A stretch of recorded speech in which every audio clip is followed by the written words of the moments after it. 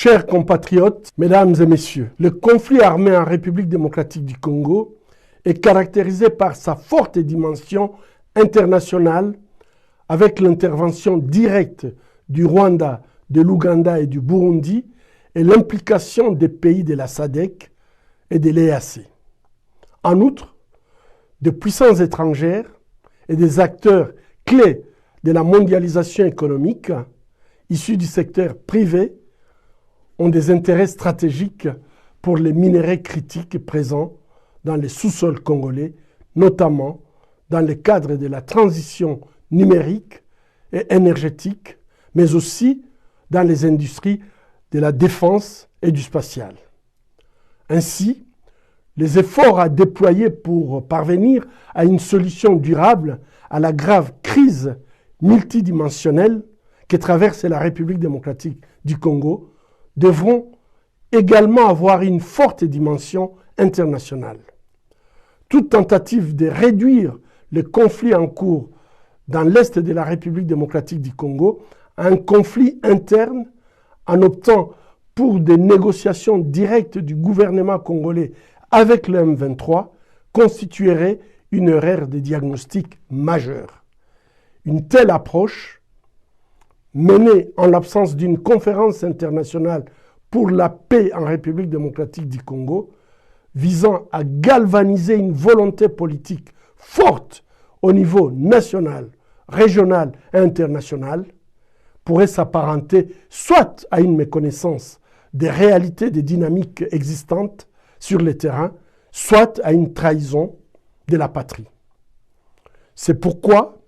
nous appelons à la tenue d'une conférence internationale pour la paix en République démocratique du Congo, qui aurait pour objectif de revitaliser l'accord cadre d'Addis Abeba et de créer une plateforme de haut niveau visant à faciliter un dialogue constructif et à la hauteur des défis actuels. Cette conférence permettrait d'aboutir à une feuille de route concertée définissant des actions concrètes au niveau national, régional et international. Elle offrirait également l'occasion de mobiliser le moyen nécessaire pour sortir de la crise actuelle et jeter les bases d'un projet de paix durable en République démocratique du Congo dans le cadre du pacte social pour la paix promis sous l'égide de la CENCO et de l'ECC. De plus,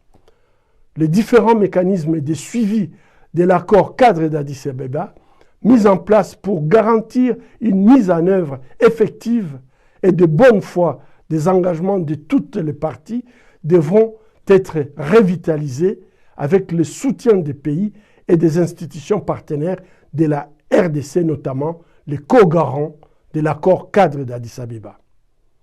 Dans l'intervalle, les pressions internationales devront s'accentuer pour veiller à faire respecter les prescrits de la résolution 2773 du Conseil de sécurité des Nations Unies qui exhorte les parties à un cessez-le-feu immédiat et inconditionnel et demande à la force de défense rwandaise de cesser de soutenir le M23 et de se retirer immédiatement du territoire de la République démocratique du Congo, et ceci sans condition préalable.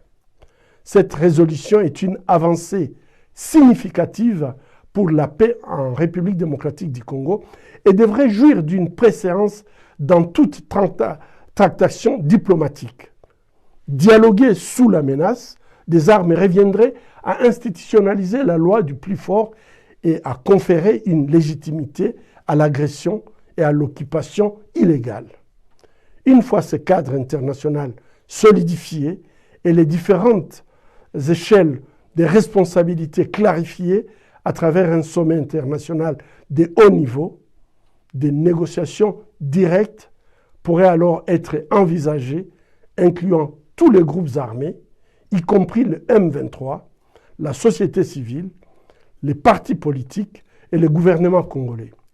Cette démarche s'inscrirait dans l'esprit des initiatives diplomatiques menées sous l'égide du président angolais João Lourenço,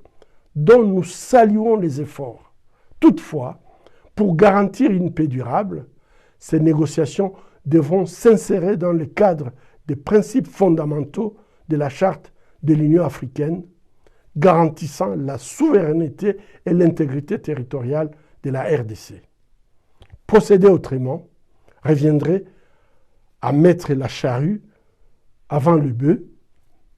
une démarche qui risque d'accélérer et de légitimiser la balkanisation de la République démocratique du Congo ou le processus en cours d'annexion de Kivu. Ainsi,